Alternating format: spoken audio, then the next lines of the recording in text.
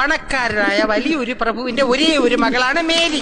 അവൾ അന്യനാട്ടിൽ നിന്നും വന്ന നിഖിൽ മഹേശ്വർ എന്ന വലിയൊരു സംഗീതജ്ഞനെ ജീവനു തുല്യം സ്നേഹിച്ചു.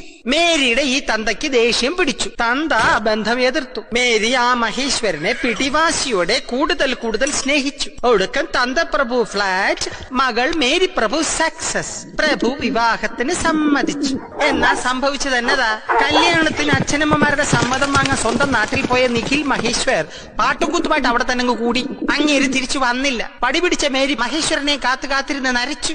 അത് കാണാൻ നിൽക്കാതെ തന്തപ്രഭു ബാഡിയുടെ വെച്ചിട്ട് ജീവനും കൊണ്ട് സ്ഥലം വിട്ടു. അതല്ലേ അച്ഛന്റെ കഥ? അത് മാത്രമല്ല എന്റെ കഥ. അന്ന് യാത്ര പറഞ്ഞു പോയ നിഖിൽ മഹേശ്വരനെ ആ മേരി ഇന്നും കാത്തിരിക്കുകയാണ്. 1-2 വർഷമല്ല, 30 വർഷമായി കാത്തിരിക്കുന്നു.